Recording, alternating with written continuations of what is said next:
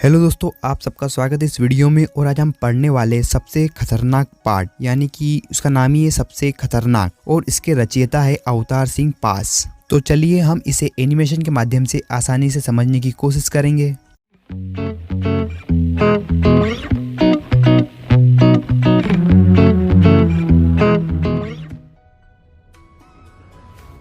इस पंक्ति में कवि हमें यह बताते हैं कि कौन सी चीज कितनी खतरनाक होती है तथा क्यों खतरनाक होती है और क्यों खतरनाक नहीं होती है। किसी के परिश्रम की कमाई की लूट खतरनाक नहीं होती है, क्योंकि यह लूट फिर से पाई जा सकती है। पुलिस की मार खतरनाक नहीं होती है, मगर किसी के साथ गद्दारी करना या किसी से रिश्वत लेना खतरनाक है। कवि कहते हैं कि यदि पुलिस आपको बिना किसी कारण के बेवजह गिरफ्तार करती है तो यह बुरी बात है, परंतु किसी भी प्रकार के अन्याय को चुपचाप सहन करना खतरनाक है।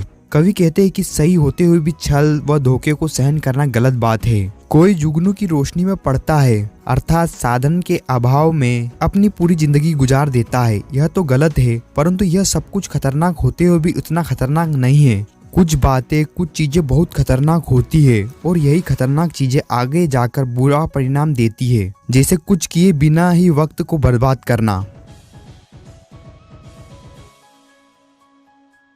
इस पंक्ति में कवि ने व्यक्ति के जीवन में आई खतरनाक स्थिति के बारे में बताया है। कवि कहता है कि खुश रहते रहते अचानक से निर्जीव की तरह उदास हो जाना, चुपचाप सब कुछ बेचैनी सहन कर जाना, यह सब कुछ खतरनाक की निशानी है। कवि कहता है कि खतरनाक वह स्थिति है जब व्यक्ति मनुष्य ना होकर मशीन बन जाता है। वह घर से काम पर जाता है और काम समाप्त कर घर आता है। इस बीच उसके जीवन में कुछ भी अच्छा करने की हिम्मत नहीं होती है। यह होती है खतरनाक स्थिति जब मनुष्य अपनी सारी इच्छाओं को समाप्त कर लेता है और सिर्फ मशीन की तरह काम करता है। कवि कहते हैं कि सबसे खतरनाक वह स्थिति है जब मनुष्य अपने हाथों की घड़ी को चलता हुआ देखता तो है, लेकिन फिर भी वह समझता है कि उसके जीवन में कुछ भी अच्छा नहीं हो सकता है। अगर दुख की घड़ी है तो वह दुख की घड़ी हमेशा रहेगी। कहने का मतलब यह है कि मनुष्य परिवर्तन के साथ खुद को नहीं बदलता और ना ही वह बदलने की इच्छा प्रकट करता है।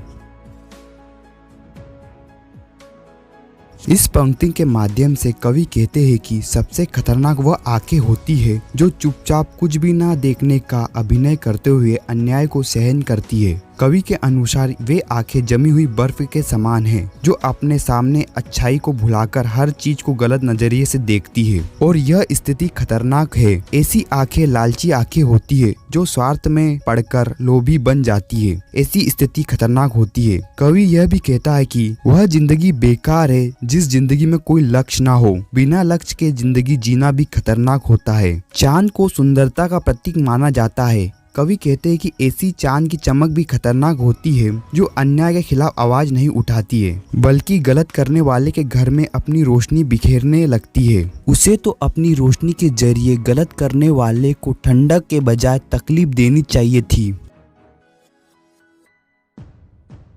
इस पंक्ति में कवि ने दुख से भरे गीतों को खतरनाक बताया है। कवि कहता है कि खतरनाक वो गीत है जो मनुष्य के मन में दुख की तरह प्रवाहित होता है। जो गीत मृत्यु के उपरांत सुना जाता है, वह गीत जीवित इंसान को सुनाकर उन्हें डराना खतरनाक की निशानी है। कवि के अनुसार ऐसे गीतों का कोई मतलब नहीं है। कवि कहते हैं कि रात बहुत भयानक होती है जो जीवित इंसान के ऊपर आसमान में आशा की नई निराशा के बादल लाती है। यह निराशा के बादल उस जीवित व्यक्ति के घर के आंगन में विद्रोह की तरह शोक बनकर रह जाती है, जिसे व्यक्ति कभी भी बाहर नहीं निकाल पाता है। कवि के अनुसार सबसे खतरनाक स्थिति वह है जब हम किसी भी समस्या से लड़ने की क्षमता नहीं रखते हैं और हमारा स्वाभिमान भी मर जाता है। कवि इन पंक्तियों के माध्यम से कहता है कि सबसे खतरनाक वह दशा है जिस दशा में मनुष्य की आत्मा डूब जाती है। ऐसी परिस्थिति में व्यक्ति अपने अंतर्मन की आवाज को नहीं सुन पाता है और एक मुर्दा व्यक्ति के समान बन जाता है।